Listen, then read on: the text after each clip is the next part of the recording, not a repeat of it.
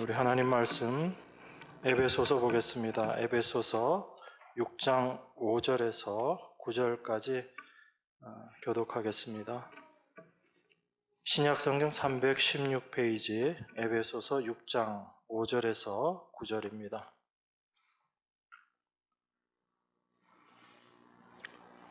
종들아 두려워하고 떨며 성실한 마음으로 육체의 상전에게 순종하기를 그리스도께 하듯 하여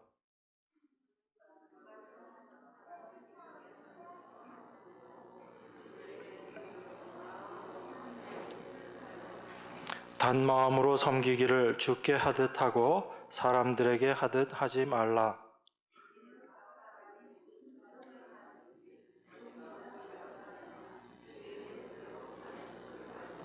같이 읽겠습니다. 상전들아 너희도 저희에게 이와 같이 하고 공갈을 그치라. 이는 저희와 너희의 상전이 하늘에 계시고 그에게는 외모로 사람을 취하는 일이 없는 줄 너희가 알미니라. 아멘. 그동안 저희가 아내와 남편이 어떻게 서로 행해야지 되는가, 그리고 부모와 자녀 간에 어떤 모습으로 드러나야지 되는가라는 부분들을 생각했습니다. 오늘은 종들과 상전들에 대한 이야기입니다. 지금 이 시대에 이미 노예제도라는 것이 없는 시대인데 종들과 상전에 대한 이야기가 과연 우리들에게 어떠한 의미가 있는가 이렇게 생각할 수 있겠지만, 사실 제도로서의 어떤 노예제도는 이미 없어졌지만 이 세상에는 여전히 어떤 것을 가진 자와 가지지 못한 자, 어떤 위치에 있는 자와 그 위치에 이르지 못한 자들로 이렇게 되어 있는 것을 우리가 알 수 있습니다. 그렇기 때문에 단순하게 노예제도에 의한 종이 있느냐 없느냐 그것을 떠나서 종의 위치에 있는, 또 상전의 위치에 있는 사람들이 여전히 이 사회 안에는 존재하고 있는 거지요. 그렇기 때문에 하나님의 말씀이라는 것은 어떤 시대에만 국한되어서 우리에게 말씀하시는 것이 아니고, 또 어떤 한 지역에 대해서 그곳에 있는 사람들에게 그 사람들에게만 주어지는 그런 말씀은 아니다라는 것입니다. 하나님의 말씀은 온 시대를 통틀어서 그리고 모든 곳에 동일하게 임하는 것이 하나님의 말씀이다라는 것을 우리가 먼저 기억해야지 됩니다. 저희가 지금 에베소서 말씀을 계속 보고 있는데, 이 에베소서는 특별히 교회, 그리스도의 몸에 대해서 말씀하고 있는 것이 에베소서 말씀이죠. 그래서 제일 처음에 우리가 어떻게 하나님의 몸된 교회가 될 수 있었는가, 그것을 말씀하실 때 하나님의 택하심이 있었다라고 그렇게 이야기하죠. 그래서 우리의 힘, 우리의 능력이 아닌 하나님의 택하심의 은혜로 말미암아 우리가 하나님의 자녀로 부르심을 받았다라고 이야기합니다. 이 부르심을 받는데 우리의 어떤 노력, 어떤 공로도 들어간 것이 아니고 하나님의 은혜로 말미암아 주어진 선물이다라고 이야기합니다. 그래서 우리가 그 어떤 것도 우리가 자랑할 수 없고 하나님의 은혜 앞에 감사할 수밖에 없는 것이 우리들 모습이다라는 것입니다. 이 하나님의 은혜 가운데 들어간 자들은 이제 자기 자신이 이전에 하나님의 은혜를 알지 못했을 때 어떠한 모습이었는지, 어떠한 자였는지를 깨닫게 되는 거지요. 이제 내가 살아서 내 안에 참 생명이 임하고 나시니까 이전에 나의 모습이 어떠했는지를 우리가 이제 발견하게 되는 겁니다. 바로 내가 허물과 죄로 죽어 있었던 자였구나라는 것을 알게 되는 겁니다. 그러니까 내가 참 죽음 가운데 있었던 존재였다, 내가 죄인이다라는 것은 내 안에 하나님의 영이 임하심으로 말미암아, 하나님의 생명이 내 안에 임하심으로 말미암아 우리가 그제서야 알게 되는 거죠. 그 전까지는 내가 죽었다라는 것조차도 깨닫지 못하고 알지 못하는 위치에 있었다라는 겁니다. 그것이 바로 어둠에 속한 자의 모습이었고, 그래서 그 어둠 속에서는 오히려 빛이 돼 그 빛을 깨닫지도 못하고 빛 가운데로 나아가지도 못하는 그런 삶이었다라는 것입니다. 그런데 그러한 자들이 이제 그 안에 빛이 임함으로 말미암아 나의 어두움을 깨닫게 되는 것, 이것은 바로 빛이 우리 안에 임하심으로 말미암아 되어진 결과라는 겁니다. 우리가 무엇을 해서 그 빛을 우리가 받아들인 것이 아니라 그 빛이 일방적으로 우리에게 임하신 거죠. 어떻게 어떤 자들에게 그 빛이 임하셨는가? 하나님의 택하신 백성들에게 그 빛이 임하셨다라는 겁니다. 그래서 사람의 어떠함이 아닌 하나님의 뜻으로 말미암아 하나님 백성된 자들이 바로 교회다. 그리스도의 몸된 교회다라고 우리가 이야기하는 겁니다. 그렇게 부르심을 받은 하나님의 몸된 교회가 이제 어떠한 삶을 살아야지 되는가라는 것을 말씀하고 있는 것을 우리가 5장, 6장을 통해서 생각하게 됩니다. 특별히 우리가 5장 18절에 보면 술 취하지 말라 이는 방탕한 것이니 오직 성령의 충만을 받으라라고 이야기합니다. 이 성령의 충만을 받는 것, 이것은 어떤 은사를 받기 위해서 성령 충만을 받는 특별한 것이 있는 것이 아니라 바로 성령 충만이라는 것은 예수 그리스도로 충만해지는 것이다 라고 말씀드렸습니다. 그래서 이 성령 충만을 바울은 다른 곳에서 그리스도의 말씀이 너희 안에 충만케 되면이라고 그렇게 말씀하고 있는 겁니다. 말씀이신 하나님께서 우리에게 임하시게 될 때, 그 하나님이 우리 안에 충만케 될 때 그리스도가 우리 안에 충만케 되는 것이고 성령이 우리 안에 충만하게 임하시는 거죠. 그래서 그 성령이 충만한 자들의 삶이 어떻게 되는가? 교회 안에서 그들은 하나님께 받은 은혜로 말미암아 서로 시와 찬미와 신령한 노래들로 서로 화답하는 그런 성도의 교제로 나아가게 되고, 그들 마음 가운데 하나님이 어떠한 분인지를 이제 알게 되고 믿음의 실제를 경험한 사람들을 마음 가운데 이제 진정 하나님을 찬송하고 찬양하는 그 모습이 이루어지는 것입니다. 그래서 너희의 마음으로 주께 노래하며 찬송하며 라고 성경은 이야기하죠.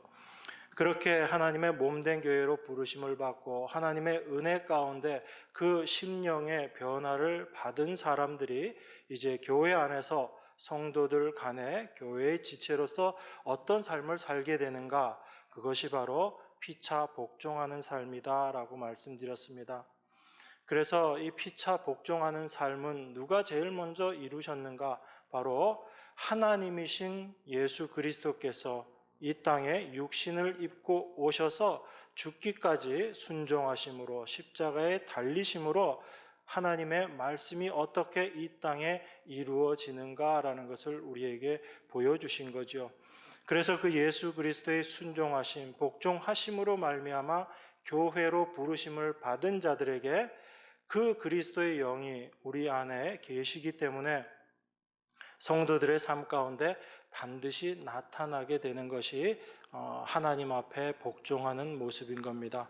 그런데 이것은 단지 하나님 앞에 복종하는 자의 위치로 끝나는 것이 아니고 내가 어떠한 위치에서 어떠한 자였는데 내가 하나님께 은혜를 받았는가라는 것을 깨닫기 때문에 나와 동일한 모습으로 하나님께 부르심을 받은 지체들 간에 성도들 간에 서로가 서로에게 복종하는 자의 모습으로 나타난다라는 것입니다.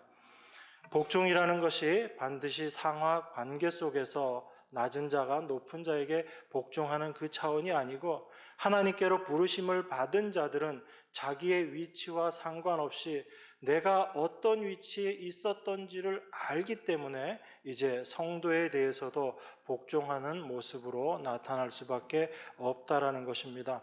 사회적으로 내 신분이 어떠하든지 내가 어떤 위치에 있든지 세상에서 나의 힘이 어떠하든지 그것이 교회 안에서는 하등 의미가 없다라는 것을 알고 우리는 다 하나님 앞에 죄인이다라는 것을 깨닫고 그것을 고백하는 자의 모습이 바로 지체들 간에 피차 복종하는 모습으로 나타나게 되는 거죠.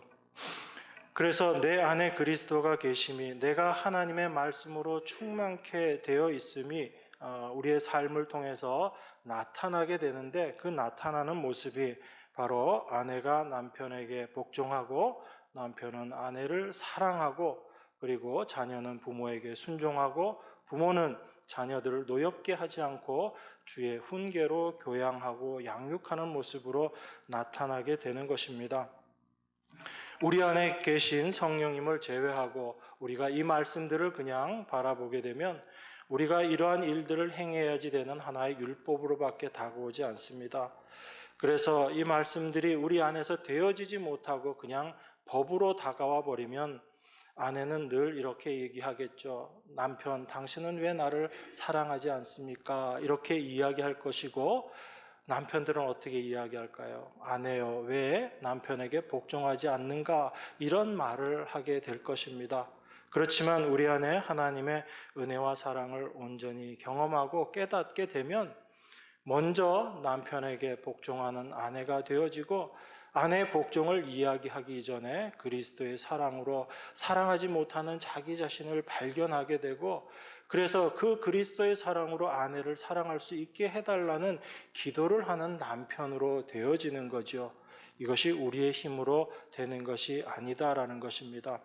그래서 남편이 아내에게 복종함도, 남편이 아내를 사랑함도, 그리고 자녀가 부모에게 순종하는 것도, 부모가 자녀를 주의 훈계로 양육하는 것도 내 실력으로 할 수 없는 것입니다. 여전히 내가 살아있어서 내가 주인이 되어서 이 모든 말씀들을 적용하려고 하면 부모는 자기의 뜻, 자기의 생각을 자녀들에게 관철시키려고 하게 되고, 자녀를 통해서 내 욕심을 이루어내려고 하는 모습으로 나갈 수밖에 없게 되는 거죠. 왜 부모에게 순종하지 않는가? 이렇게 이야기할 수밖에 없는 것이고요. 그게 바로 부모가 자녀를 노엽게 하는 모습이다라고 말씀드렸습니다. 그래서 참 부모가 주의 교훈과 훈계로 양육하기 위해서는 부모가 먼저 내 안에 있는 나라는 존재가 깨어져야지 되는 거예요.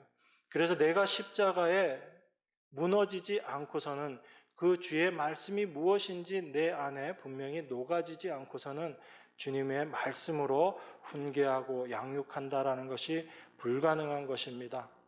그리고 자녀들도 동일한 모습으로 하나님께서 어떻게 우리를 사랑하시는지, 아버지의 그 사랑이 무엇인지를 깨닫고 나면 억지로 하는 복종이 아니고 참 하나님의 말씀을, 부모님의 말씀을 하나님의 말씀으로 받아들이고 그것을 인정하게 될 때 그 안에 자연스러운 순종함이 나타나게 되는 거죠.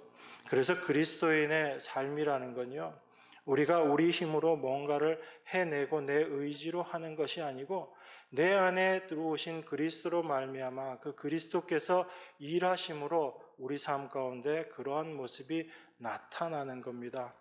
그런데 우리들은 항상 이 주의 말씀들을 보면서 내가 이 말씀대로 행해야지, 내가 이 말씀을 지켜야지 하는 생각이 항상 앞섭니다. 왜 그렇게 되냐면 내가 이미 하나님처럼 되어버렸기 때문에 그래요.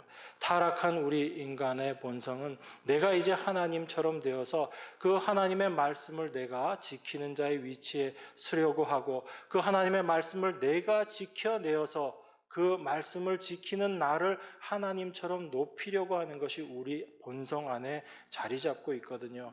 그래서 하나님께서는 먼저 말씀을 주시고 그 말씀 앞에 우리가 도무지 그 말씀을 이루어낼 수 없는 자라는 것을 먼저 깨닫게 하시는 거예요.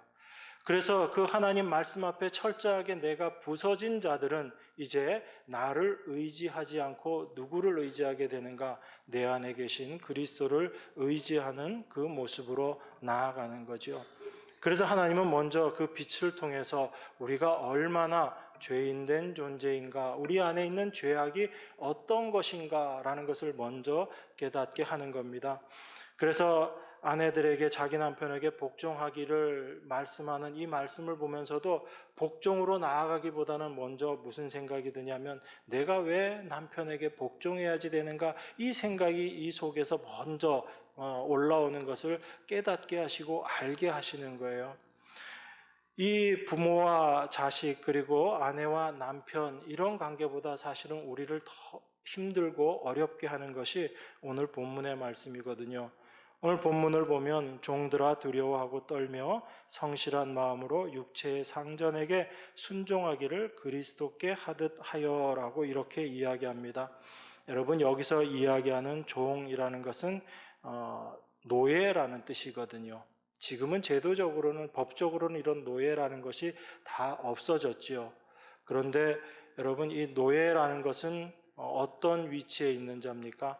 주인이 마음에 안 들면 그 노예를 죽일 수도 있는 생사여탈권을 가지고 있는 것이 주인이고, 그러한 위치에 속해 있는 자들이 바로 노예인 것이지요.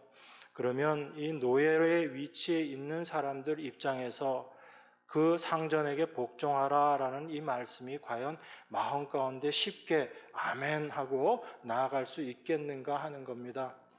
여러분들이 지금 처해 있는 어떤 위치들을 생각해 보시고 여러분들이 이전에 있었던 위치들을 한번 생각해 보십시오.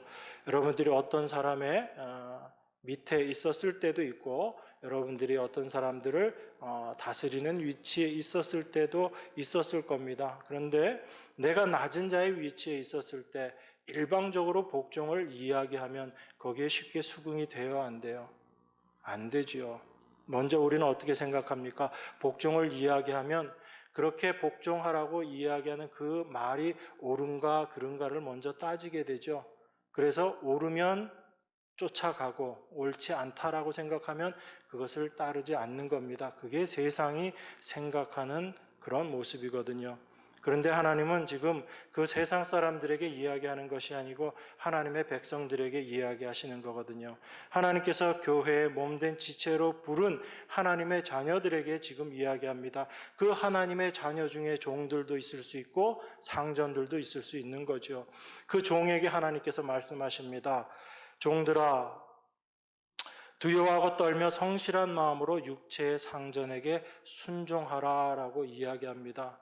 그러면 내가 지금 종의 위치에 있는 것도 사실 힘들고 어려운데 그렇게 상전에게 죽게 하듯 그렇게 순종하라라는 말씀이 쉽게 아멘이 되지 않는 거죠. 하나님의 자녀를 할지라도. 어떻게 생각할까요? 저 주인의 말이 옳은 것이면 내가 순종하고 옳지 않으면 순종하지 않아야지 되겠다. 겉으로는 순종할지 몰라도 속으로 진심으로 순종되어지지 않는 것이 우리들의 모습이거든요. 근데 그것이 하나님 앞에서는 어떤 모습으로 나타나게 되나요? 내가 그 상전의 말을 생각하고 내 스스로 저 상전의 말이 옳은 것이고 이것은 그른 것이고 라고 판단을 하고 옳은 말은 내가 순종하겠지만 옳지 못한 것은 내가 순종하지 않겠다라고 이야기하는 생각하는 그것 자체가 이미 내가 내 스스로 무엇이 옳은 것이고 무엇이 그른 것인가라는 것을 판단하고 있다라는 거지요. 내가 지금 하나님의 위치로 올라가서 내가 스스로 선악을 판단하고 있는 위치라는 겁니다. 그래서 하나님께서는 이유 불문하고 말씀하십니다. 종들아, 두려워하고 떨며 성실한 마음으로 육체의 상전에게 순종하기를 그리스도께 하듯 하여. 육체의 상전에게 순종하라는 겁니다. 그 상전의 말이 어떠하든지 내 마음에 들든지 들지 않든지 순종하라라는 이야기예요. 왜 하나님께서 이 명령을 하셨을까요?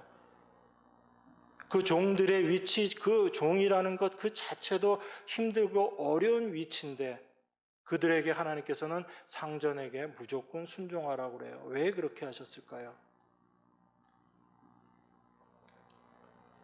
우리가 하나님의 은혜를 받기 전에 우리 안에 있는 죄가 무엇인지를 하나님께서는 깨닫기를 원하시는 거예요. 그 말씀들을 통해서 우리는 여전히 하나님의 은혜를 받았다라고 생각하고 하나님을 안다라고 생각하지만 하나님의 말씀 앞에 온전히 순종하지 못하는 자가 그런 모습으로 나아가거든요. 하나님의 말씀을 우리가 들으면서도 그 말씀에 그냥 나아가지는 못합니다. 그 말씀이 옳은가 그른가 스스로 판단하고 있어요.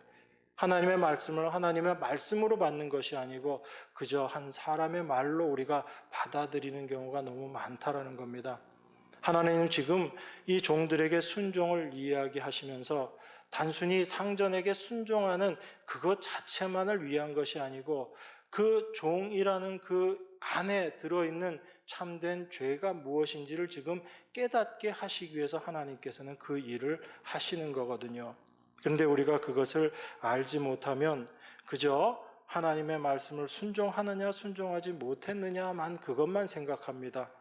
하나님은 이 노예와 주인과 종과 상전이라는 이런 노예 관계뿐만 아니라 세상에 있는 모든 권세들에 대해서도 순종하라라고 그렇게 이야기합니다. 우리 로마서 13장 한번 보겠습니다. 로마서 13장 1절입니다. 1절부터 제가 봉독하겠습니다. 신약성경 257페이지입니다. 각 사람은 위에 있는 권세들에게 굴복하라. 권세는 하나님께로 나지 않음이 없나니 모든 권세는 다 하나님의 정하신 바라. 그러므로 권세를 다스리는 자는 하나님의 명을 거스림이니 거스리는 자들은 심판을 자취하리라. 자, 이 종과 상전과의 관계를 떠나서 하나님 지금 뭐라고 말씀하시는가 하면 각 사람은 위에 있는 권세들에게 굴복하라. 권세는 하나님께로 나지 않음이 없나니 모든 권세는 다 하나님의 정하신 바라 그렇게 이야기합니다. 이 권세에 우리가 생각하는 좋은 권세 있는 자들 중에 우리가 생각하는 좋은 사람도 있을 것이고 나쁜 사람도 있을 거예요. 나쁜 사람도 포함될까요? 안 될까요? 다 포함되는 거예요. 이 모든 것들을 하나님께서 주셨기 때문에 그들이 그 위치에 있게 되었다라고 이야기합니다. 그런데 우리들 마음은 어때요? 아주 잘 권세를 부리는 사람한테는 우리가 순종할 수 있겠지만 그 권세를 가지고 악을 행하는 사람들한테는 우리는 쉽게 그 권세에 굴복하지 못하거든요. 그런데 사도는 그렇게 얘기하지 않습니다. 모든 권세들에게 굴복하라. 그 모든 권세는 다 하나님께서 정하신 것이다 라고 이야기합니다. 사도 바울이 지금 이야기하는 이 권세, 모든 권세자들 중에는 누구까지 포함되어 있는 거예요?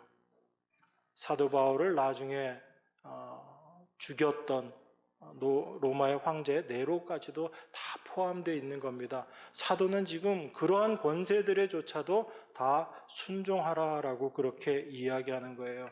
그럼 왜 이렇게 순종하라고 하는가? 그것을 우리가 3절부터 보면 알 수 있습니다. 13장 3절은 이렇게 이야기합니다. 관원들은 선한 일에 대하여 두려움이 되지 않고 악한 일에 대하여 되나니 내가 권세를 두려워하지 아니하려느냐?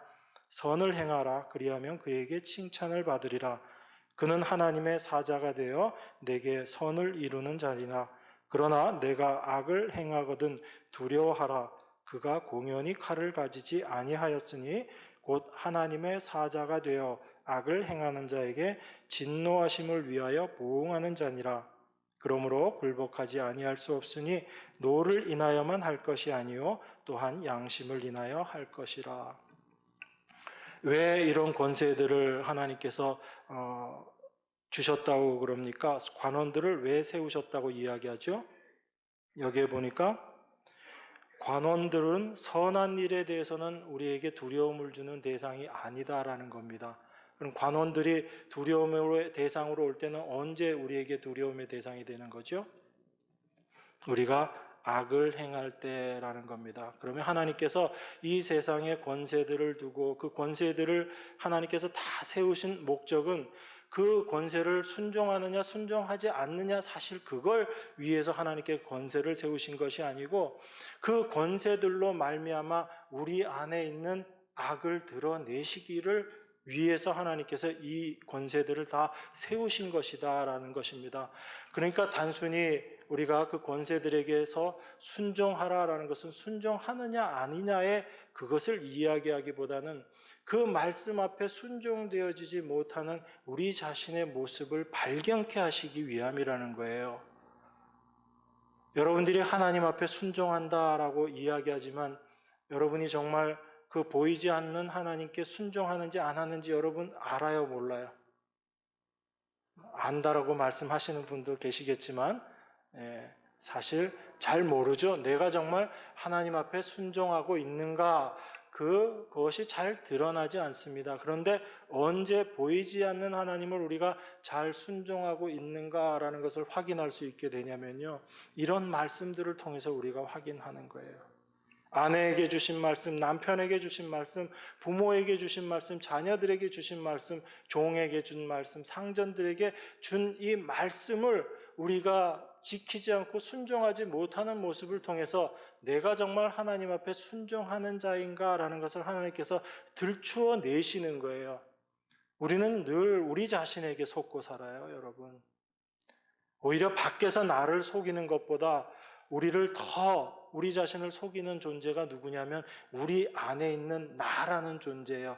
이것이 바로 죄고 이것이 바로 사탄이거든요. 그래서 그 사탄을 거짓의 아비라고 이야기하는데, 그 거짓의 아비에게 잡힌 바 되어서 평생을 살고 있는 자, 죄 가운데 있는 자들이 바로 우리의 모습이다라는 겁니다.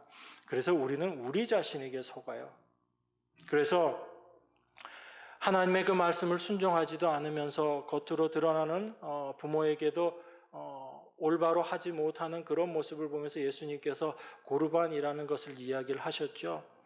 어떻게 했어요? 바리새인들이 하나님 부모들에게 공경해야지 될 부분들을 하나님께 다 바쳤다라고 이야기하고 부모를 모른 척했죠. 예수님께서 그걸 지적하신 것은 단순히 부모들을 공경하라는 그 의미에서 하신 얘기가 아니거든요. 너희가 하나님을 잘 섬긴다라고 이야기하면서 실제 눈에 보이는 부모에게 하는 행동을 보면 너희가 과연 어떤 모습으로 하나님 앞에 나아가고 있는가라는 것을 발견하라는 이야기거든요. 그래서 우리는 모든 하나님의 말씀을 통해서 우리 자신이 얼마나 죄악된 존재인가를 깨달아 가는 거예요. 여러분, 그게 제일 먼저입니다. 여러분들이 말씀 앞에서 여러분 자신의 모습이 밝히 드러나고 나의 죄된 모습을 깨닫지 못한다면 사실 이 말씀은 여러분들에게 어떤 영향력도 끼치지 못하는 거예요. 여러분 하나님 말씀 앞에 내 자신의 모습이 어떠한지가 밝히 드러나게 된다면 여러분들은 여러분 자신을 의지할 수 없는 자로 이제 되어지는 거예요. 여러분 스스로 자기 부인을 못해요. 여러분 스스로 십자가를 지지 못한다고요. 하나님께서 어떻게 하시겠어요?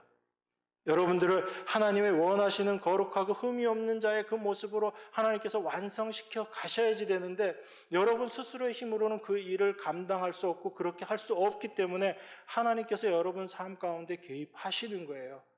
개입하셔서 여러분 자신을 부인하게끔 하나님께서 만들어 가시는 거예요. 여러분 스스로 질 수 없는 그 십자가를 하나님께서 여러분에게 지워주시는 거예요. 그런데 그 지워주심이 여러분들이 힘들고 어렵게 만드시기 위함이 아니고 그 십자가를 통해서 나의 모습이 어떠한지를 깨닫고, 그래서 이제 내가 할 수 있고 내 스스로 하겠다는 그 마음, 그것을 다 내려놓게 하시고 나는 십자가 앞에서 죽은 자입니다 라는 것을 깨닫게 하셔서 우리의 마음, 우리의 시선이 누구께 향하게? 하나님께, 그리스도께 향하게 하시는 하나님의 은혜다라는 것입니다. 그래서 그 십자가를 통해서 내 자신의 모습이 어떠한지를 알게 된 사람들은 이제 하나님만을 바라보고 하나님만을 의지하는 자가 되는 거예요. 그래서 하나님 앞에 순종할 수 있게 되는 거죠. 순종이라는 게 내가 순종해야지 한다고 해서 순종이 되던가요, 여러분? 순종 안 되죠. 그런데 하나님께서 순종하게끔 환경을 만드시잖아요. 그래서 순종케 하시는 거예요. 여러분들이 하나님께서 순종해라 라고 말씀하실 때 여러분들이 네 하고 순종을 잘하는 게 아니고, 하나님이 그 말씀을 하시고 그 말씀을 누가 이루어 가시냐면 여러분 안에서 하나님께서 그 일을 이루어 가시는 거예요. 그래서 여러분들을 순종하는 자로 만들어 놓으시는 거예요. 여러분 스스로의 힘으로는 도저히 갈 수 없는 그 길을 하나님께서 하시는 거예요, 여러분. 그러니까 우리가 에베소서 1장 4절에서 하나님께서 우리를 택하시고 하나님의 사랑 안에서 우리를 거룩하고 흠이 없는 자로 만드시겠다라고 이 약속을 우리에게 주시고 우리에게 그 일을 이루어라라고 하지 않으신다고요. 먼저 우리에게 이루어라고 말씀하시지만 실제 그 일은 누가 주관하시고 누가 이루어내시는가? 하나님께서 그 일을 이루어내시는 거예요. 그래서 내 안에서 하나님께서 그 일을 이루어 가심을 우리가 믿음으로 바라보게 될 때 하나님께서 지금 내 삶 가운데 나를 붙잡고 인도하시는구나라는 것을 우리가 경험하게 될 때 이제 우리가 순종이 되어지는 거예요. 내 스스로의 힘으로는 할 수 없구나라는 것을 철저하게 알기 때문에 이제 그 하나님의 말씀이 이제 실제 내 안에 들어왔을 때 그 말씀이 내 안에서 순종할 수 있는 말씀으로 역사하시는 거죠. 그게 말씀의 능력입니다. 그게 예수님이 말씀하셨던 그 능력이에요. 예수님께서 병든 자들을 고치십니다. 말씀으로 병든 자들을 고치시거든요. 그럼 그게 그냥 동화 속 이야기인가요? 아니에요. 그게 말씀의 능력이에요, 여러분. 그 말씀이 이 땅에 떨어졌을 때 그 하나님이신 그분이 이 땅에 오셨을 때 실제가 나타난 거잖아요. 말씀이 육신이 되어 오신 것처럼 하나님의 말씀, 보이지 않는 그 말씀이 이 땅에 실제가 되어서 나타난 것처럼 하나님의 말씀이 여러분 안에 임하게 되면 어떤 일들이 일어나는 거예요. 그 말씀이 이제 실제가 되는 일들이 여러분 삶 가운데 일어나는 거예요. 성도는 그러한 사람을 성도라고 이야기해요.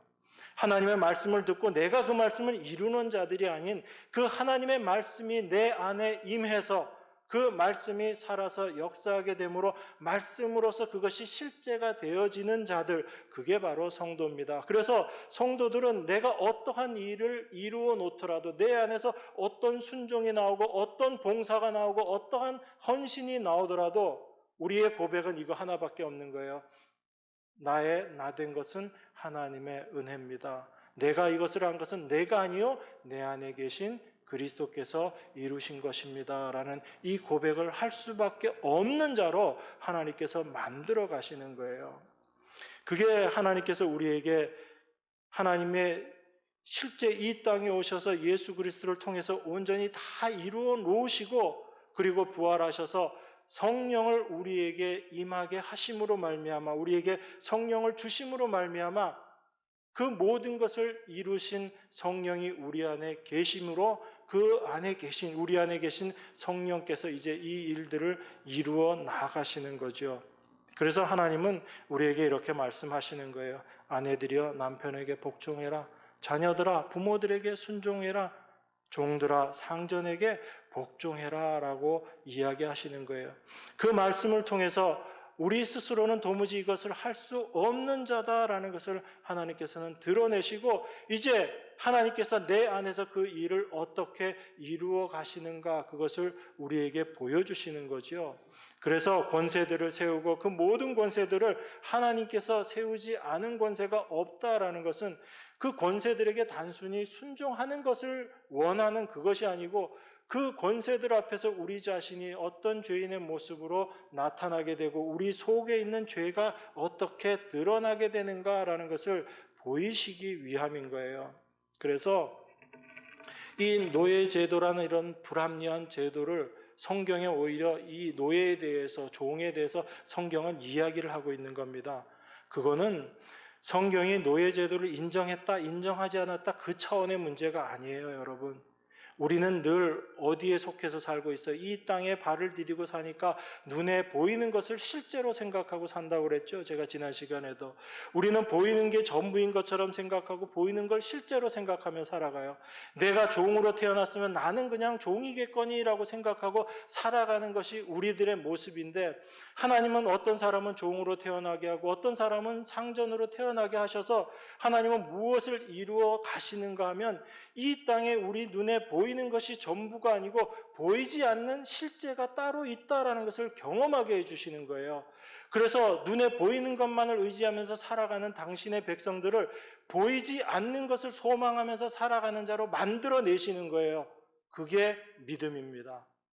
그래서 믿음이 우리 안에 임하게 되면 우리는 이제 눈에 보이지 않지만 보이지 않는 하나님의 말씀이 실제인 것을 경험하면서 살아가게 되는 거예요.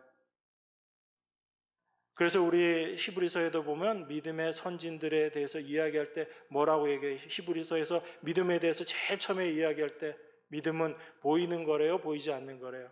보이지 않는 것을 있는 것처럼 여기고 그것을 실제인 것처럼 생각하고 살아가는 사람들이 믿음의 사람이다라고 이야기하는 거죠. 우리가 이 종에 대해서 이야기하지만 이 종들이 어떻게 상전을 섬기느냐, 자기가 하나님을 섬기듯이 그러한 마음으로 복종하고 섬기라고 이야기를 합니다.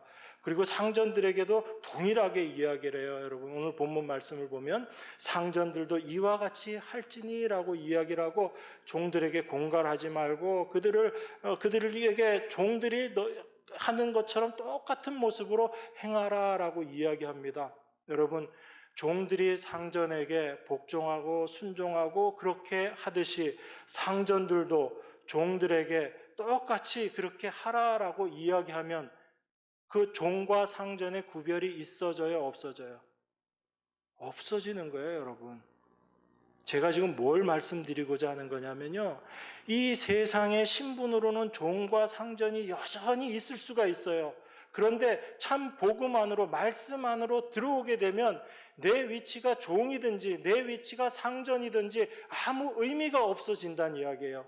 종은 하나님을 섬기듯이 그 상전을 섬기는데 상전도 동일하게 내 종이지만 내 마음대로 하지 않는다는 얘기예요. 내에게 생사 여탈권이 있지만 절대로 그 종에게 그렇게 대하지 않고 종이 자기에게 대하는 것과 똑같은 모습으로 상전도 종에게 대한다는 얘기입니다. 외적으로는 종이 있고 외적으로는 상전이 있지만 그 안에서 그 모습에는 종과 상전이 구별이 돼야 안 돼요? 안 되는 거예요. 하나님은 지금 그걸 보여주시기 위한 겁니다. 우리는 내가 종으로서의 위치 이것을 생각하고 나의 상전으로서의 위치를 생각하고 눈에 보이는 것을 가지고 생각하면서 살아가는데 그리스도 안에서 믿음 안으로 들어와 보니까 종이냐 상전이냐는 아무 의미가 없어져 버린 거죠. 보이지 않는 하나님의 세계 안에서는 종이나 상전이나 다 누구의 종인 거예요? 그리스도의 종인 거죠. 하나님의 종인 거죠. 하나님은 지금 그걸 보여주시기를 원하는 거예요. 교회로 부르심을 받은 자들이 어떠한 자인지를 하나님께서는 깨닫게 하시고 알게 하시는 거예요.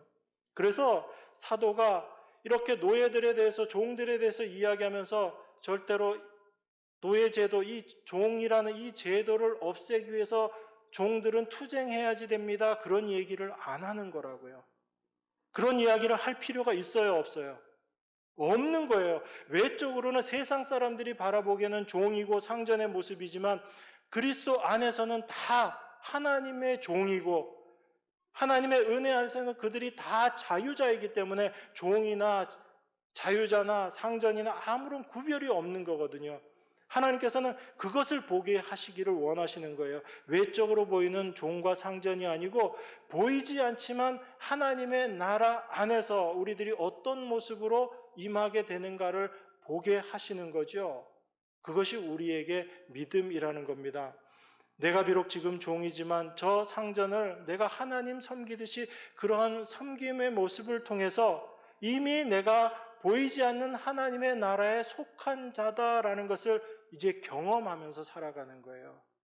그래서 천국은 나중에 죽고 나서 가는 것이 천국이 아니고 우리가 이 땅에서 이미 천국을 사는 거예요. 그게 성령이 임한 자들이 이 땅을 살아가는 방식이거든요. 하나님께서 예수님께서 성령을 우리에게 보증으로 주셨다라고 이야기합니다. 여러분, 보증이라는 게 어떤 거죠? 제일 쉽게 생각해 보세요. 보증금 생각해 보세요. 보증금이라는 게 어떤 겁니까? 원래 이만큼 다 받아야 되는 거죠? 받아야 되는데 그 중에 일부를 먼저 받는 게 보증금이죠? 그러면 원래 다 받아야 될 것과 이 보증금이 서로 질적으로 달라요? 같아요? 똑같은 거죠? 똑같은 건데 일부를 받은 게 보증이잖아요. 보증금이고. 성령이 우리 안에서 그것을 경험케 하시는 거라고요. 그 하늘의 영원한 삶 속에 우리가 살게 될 그 모습을 이 땅에서 성령을 통해서 경험하는 거예요. 그래서 이 세상에서 눈에 보이는 모습으로는 차별이 있고 위아래가 있는 그 모습이지만 성령으로 말미암아 하나된 모습, 하나된 삶으로 말미암아 저곳에서의 삶이, 하나님께서 우리를 위해서 예비하신 그곳에서의 삶이 어떠한지를 이 땅에서 경험하면서 살아가는 거예요. 그게 하나님께서 우리에게 주신 은혜거든요. 그러니까 우리가 이것을 알지 못하면 그냥 지금 이 땅에 있는 나의 위치, 지금보다 좀 더 나은 모습을 만들어가는 것, 거기에 우리는 모든 관심을 쫓고 살아갈 수밖에 없지만, 하나님은 그렇게 세상에 우리의 눈이 가 있고 우리의 관심이 가 있는 것에서, 이 세상에서 눈을 띄어서 이제 어디를 바라보라는 거예요? 영원한 새하늘과 새 땅을 바라보면서 살아가라라고 이야기하시는 게 하나님께서 우리를 부르신 부르심의 목적이라는 겁니다. 그래서 고린도서에서도 이렇게 얘기합니다. 각 사람이 부르심을 받은 그 부르심대로 그대로 지내라라고 이야기합니다. 왜 그대로 지내요? 세상 이론, 세상의 원리는 내가 지금 낮은 자에 있으면 높은 자가 되기 위해서 수고하고 애써라라고 이야기하는 게 세상의 논리인데, 오히려 하나님은 각 사람이 부르심을 받은 그 부르심대로 그대로 지내라라고 이야기합니다. 종으로 있을 때 부르심을 받았느냐? 그대로 있어라. 자유인으로서 부르심을 받았느냐? 그대로 있어라 라고 그렇게 이야기합니다. 왜냐하면 주 안에서 부르심을 받은 자는 종이라도 다 자유인이고, 자유한 위치에서 부르심을 받았다 할지라도 우리는 다 그리스도의 종이기 때문에 그렇다라고 그것을 이야기합니다. 그러니까 하나님은 말씀을 통해서 우리에게 끊임없이 우리 눈에 보이는 것, 이 세상 눈에 보이는 것에 우리의 마음이 가 있는 것에서 보이지 않는 하나님의 세계를 바라볼 수 있게끔 이 모든 말씀들을 우리에게 주시는 거예요. 지금 현재 우리가 처해 있는 위치, 신분, 그 모든 것들이 바로 하나님께서 우리를 이제 거룩하고 흠이 없는 자로 만드셔서 영원한 새하늘과 새 땅만을 바라보는 자로 우리를 만드시기 위해서 하나님께서 우리를 그렇게 인도하고 계시는 겁니다. 그래서 고린도후서 4장에서 이 말씀하죠. 그러므로 우리가 낙심하지 아니하노니 겉사람은 후패하나 우리의 속은 날로 새롭도다. 우리의 잠시 받는 환난에 경한 것이 지극히 크고 영원한 영광에 중한 것을 우리에게 이루려 함이니, 우리의 돌아보는 것은 보이는 것이 아니요 보이지 않는 것이니, 보이는 것은 잠깐이요 보이지 않는 것은 영원함이니라. 우리 안에 이 영원한 것을 우리 마음 가운데 심어주시기 위해서 하나님께서 우리 삶 가운데 이렇게 간섭하시는 거예요. 우리는 이 잠깐인 것, 눈에 보이는 이 잠깐의 세상을 위해서 우리의 모든 것을 투자하려고 하지만, 하나님의 말씀은 이것은 잠깐이고 사라질 것이고 없어질 것이다 라고 이야기해요.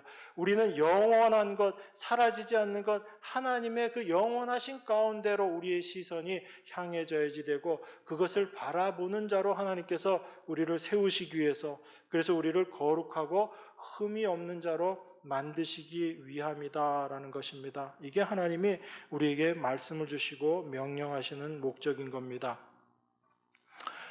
5절 말씀 다시 한번 보겠습니다. 6장 5절입니다. 종들아 두려워하고 떨며 성실한 마음으로 육체의 상전에게 순종하기를 그리스도께 하듯하여 눈가림만 하여 사람을 기쁘게 하는 자처럼 하지 말고 그리스도의 종들처럼 마음으로 하나님의 뜻을 행하여 단마음으로 섬기기를 주께 하듯 하고 사람들에게 하듯 하지 말라, 이렇게 얘기합니다. 종들에게 특별히 어떠한 마음, 어떤 성실한 마음으로 상전들에게 대하라 라고 이야기하냐면, 두려워하고 떨며 성실한 마음으로 육체의 상전들에게 대하라 라고 이야기합니다. 여러분, 이 두려워하고 떠는 이 마음으로 육체의 상전들에게 성실한 마음으로 행하라 라고 이야기하는데, 이 두려워하고 떠는 게 어떤 마음을 이야기하는 것 같아요? 상전이 나의 생사여탈권을 쥐고 있기 때문에 저 사람이 나한테 위해를 가면 안 되는데, 그 생각하면서 그런 두려움, 떨림, 이런 마음으로 상전에게 순종하라는 얘기일까요? 그건 아니겠죠, 그죠? 제 얘기하는 틀을 들어보니까 아닌 것 같아요, 그죠? 그러면 이 두려워하고 떨린다라는 것은 어떤 마음을 이야기하는 걸까요, 여러분? 종들이 육체의 상전에게 순종하는데, 두려워하고 떨리는 마음으로, 성실한 마음으로 해라, 두렵고 떨린 마음으로 상전에게 대하라 라고 이야기하거든요. 이 두렵고 떨린 마음이 어떤 거예요? 성경에 보면 이 두렵고 떨리는 마음을 항상 하나님께 우리가 향하는 마음을 이야기하는 거예요, 그죠? 그래서 우리는 하나님을 경외하라라는 그 말씀들을 많이 듣게 됩니다. 그럼 여러분, 우리가 왜 하나님 앞에서 두렵고 떨린 마음으로 나아가야 되는 거죠? 왜 하나님 앞에만 서면 우리는 두렵고 떨린 마음이 되는 거죠? 하나님이 우리 말 안 들으면 하나님 심판하시기 때문에,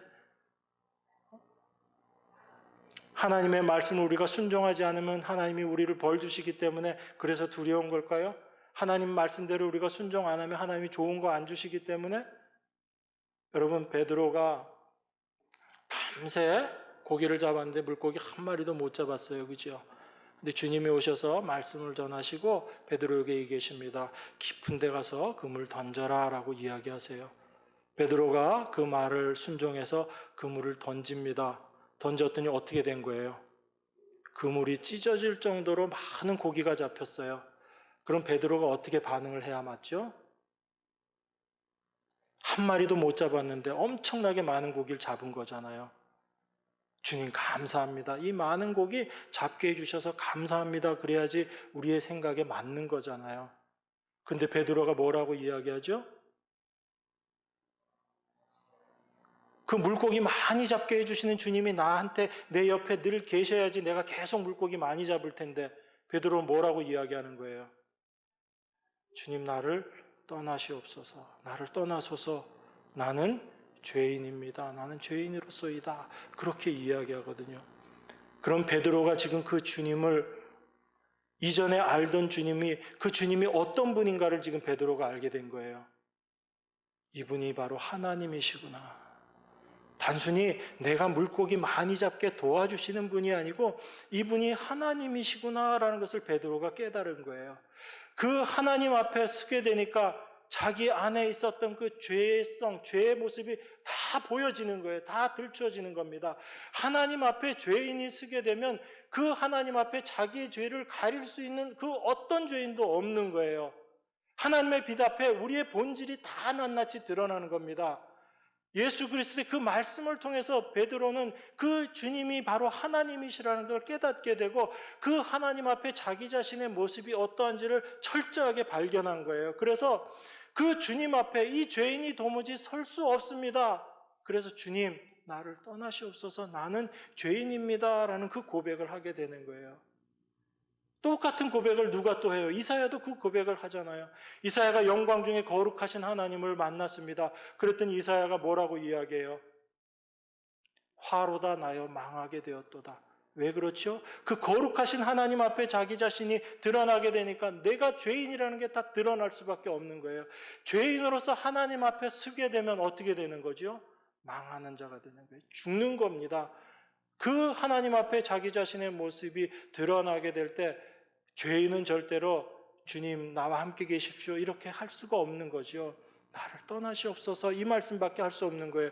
그 죄로 말미암아 죽을 수밖에 없는 존재임을 자기가 경험하게 되고 깨닫게 되고 그것을 고백하게 되는 거죠. 그것이 바로 하나님께서 지금 우리에게 주시고자 하시는 이 말씀인 거예요. 하나님의 말씀이 우리에게 떨어지면 우리는 어떤 모습으로 드러날 수밖에 없는가? 이 죄인의 모습으로 드러날 수밖에 없다라는 겁니다. 그래서 지금 사도는 이렇게 얘기하는 거예요. 종들에게 두려워하며 떨며 성실한 마음으로 육체의 상전에게 대하라라는 이 말씀은 그 두려워하며 떨며라는 것은 하나님의 말씀 앞에 너희가 얼마나 죄인인지를 깨닫고 그 하나님의 말씀을 하나님의 말씀으로 받아들여서 육체의 상전들에게 순종하라라는 겁니다. 그 순종함을 통해서 내가 순종하는 것이 아닌 내 안에 계신 그리스도께서 나를 통해서 그 일을 이루어내시는 것을 경험하게 될 것이다라는 거예요. 그게 바로 교회가 이 땅에 몸된 교회로 부르신 자들이 이 땅을 살면서 하나님 앞에 올려드려야지 되는 영광이라는 것입니다. 내가 내 힘으로 하나님의 말씀을 순종하는 것이 아니고 나는 하나님의 말씀 앞에 그 말씀이 나에게 임하고 나니까 나는 죄인으로 드러날 수밖에 없네요 라는 그 모습을 통해서 나는 도무지 하나님 앞에 할 수 없는 그 자입니다. 그렇지만 나는 그 십자가에 죽을 수밖에 없는 자이지만 내가 그리스도와 함께 십자가에 못 박혀 죽은 자이지만 이제 내가 죽은 자임을 내가 알았기 때문에 내 안에서 사는 이는 내가 아니고 당신 그리스도이십니다 라는 것을 고백하는 자인 거죠.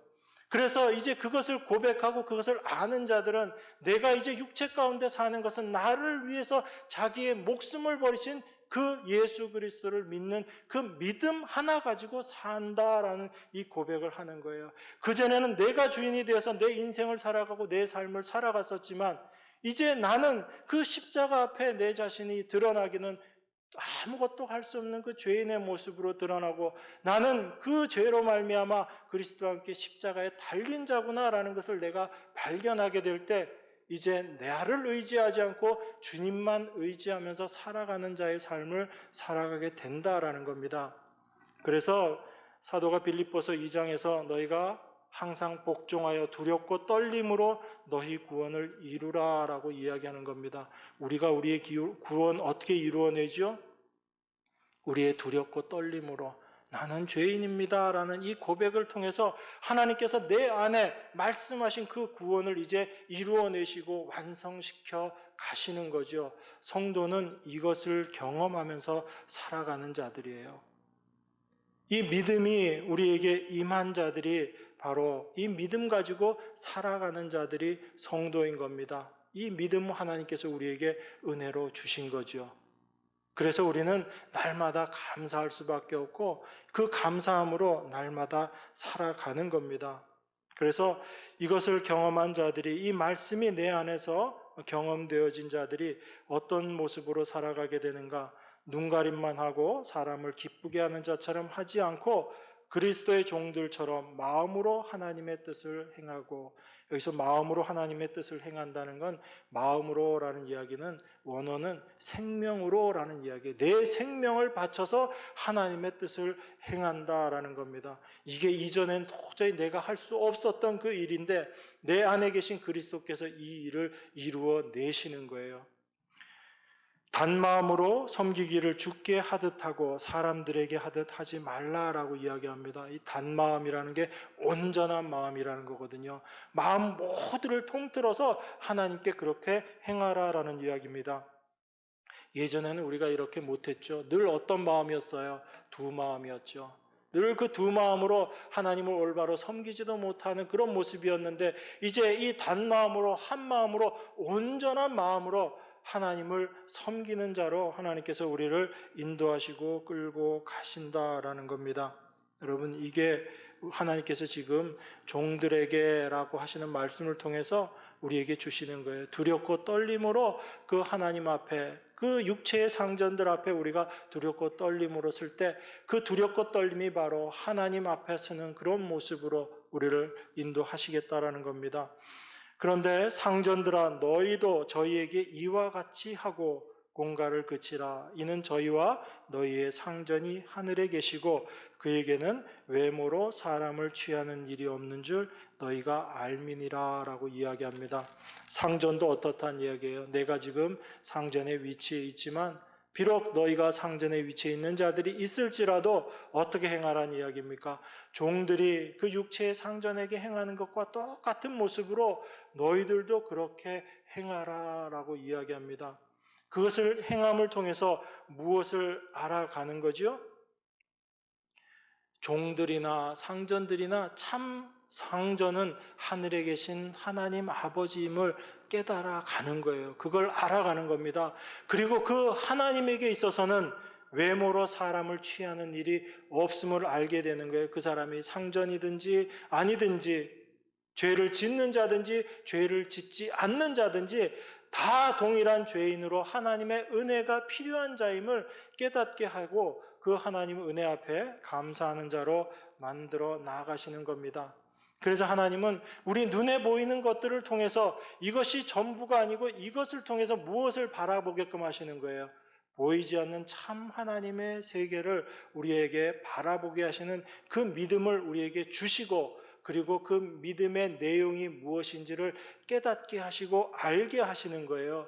그래서 하나님께서는 외모로 사람을 취하지 아니하는 것, 취하는 일이 없는 줄 너희가 알게 될 것이다 라고 말씀하시는 거예요.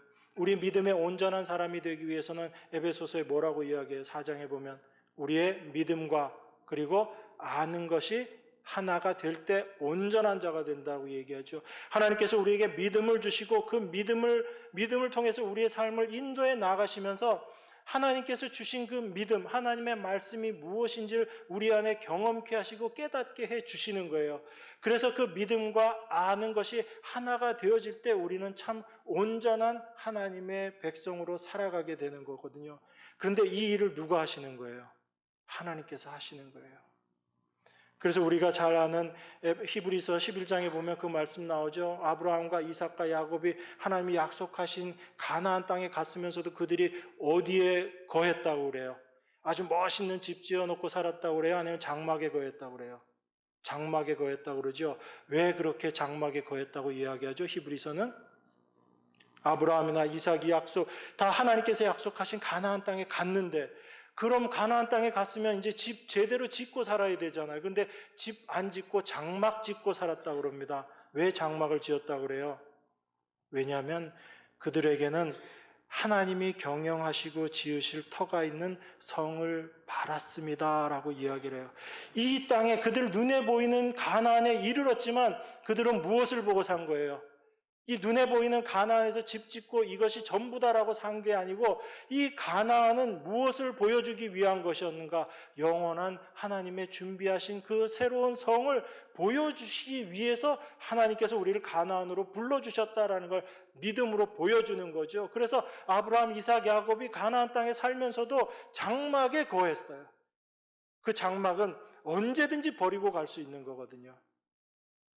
내가 살고 있는 이 세상에서 내가 어떤 것을 누리고 있더라도 이것은 나중에, 이것이 나를 여기에 묶어두는 것이 아니고 이것은 언제든지 없어질 것이고 잠깐 있다 사라질 것이고 이것은 영원한 것이 아니다. 여기에 내 마음을 두고 살지 않았다는 이야기예요. 내 마음은 비록 이 땅에 있지만 저 영원한 새하늘과 새 땅, 하나님이 준비하신 새로운 성을 믿음으로 바라보면서 살았다는 겁니다. 그게 하나님께서 믿음 주신 자들의 삶의 모습이에요. 그게 11장에 다 나와 있잖아요. 믿음으로, 믿음으로, 믿음으로. 그 믿음을 하나님께로부터 받은 자들의 삶이 그러한 삶을 살았다라고 이야기합니다. 그래서 저희는 이제는 더 나은 본향을 사모하니 곧 하늘에 있는 것이라. 그러므로 하나님이 저희 하나님이라 일컬음 받으심을 부끄러워 아니하시고 저희를 위하여 한 성을 예비하셨느니라. 그렇게 말씀하는 겁니다. 하나님이 저들의 하나님이라 일컬음 받는 거 부끄러워하지 않으신다고 하셔요. 하나님이 그 믿음 주시고 그 믿음으로 살게 하시고 이제 그들로 말미암아 하나님의 이름이 영광을 받는 거예요. 하나님의 이름이 영광스러워지는 거예요. 하나님은 이렇게 우리들을 부르셨어요. 이 부르심에 합당한 자들로 하나님 택하셔서 부르신 자들이 바로 교회로 부르심을 받은 여러분과 저인 거죠. 이것이 얼마나 하나님의 크신 은혜인가. 우리가 날마다 이것을 알아가고 경험해 나가면 하나님 앞에 감사함으로 살아가는 자들이 교회로 부르심을 받은 자들입니다. 이 하나님의 은혜가 여러분 안에 풍성하게 넘치시기를 바랍니다. 지금 눈에 보이는 이 세상이 어떠하든지, 여러분 처한 환경이 어떠하든지 이것은 잠깐 있다 사라질 거예요. 70년, 80년, 길어도 100년 그 안에 다 정리될 것들입니다. 우리는 우리에게 주신 이 믿음은 눈에 보이는 것이 아닌 보이지 않는 영원한 것을 볼 수 있게 하는 하나님의 은혜임을 여러분들이 아시고 그것을 감사함으로 그 소망 하나 붙잡고 살아가시는 여러분과 제가 되기를 원합니다. 네, 기도하겠습니다. 하나님 아버지 감사합니다. 우리의 모습, 우리의 형편보다 참 우리가 무엇을 바라보아야 하는지를 말씀을 통해서 깨닫게 하심을 감사드립니다. 우리 안에 주신 이 믿음이 저희들의 날마다의 삶 가운데 온전한 알무로 자리잡음할 수 있게 하시고 그것이 하나 되는 하나님의 온전한 자로 세워질 수 있도록 하나님 은혜로 함께하여 주시옵소서. 우리 안에 무엇이 참된 소망인지를 다시 한번 생각하는 새로운 한 해가 되게 하시며 하나님께서 허락하신 이 새 날을 통해서 하나님 앞에 온전한 자들로 지어져 가는 하나님의 일하심을 저희들 삶 가운데 경험하는 귀한 은혜의 성도들 다 될 수 있도록 하나님 축복하여 주시옵소서. 우리 안에 이 일을 온전히 이루시고 지금도 하나님 보좌 우편에서 이것을 위해서 간구하고 계시는 예수 그리스도 이름으로 기도드리옵나이다. 아멘.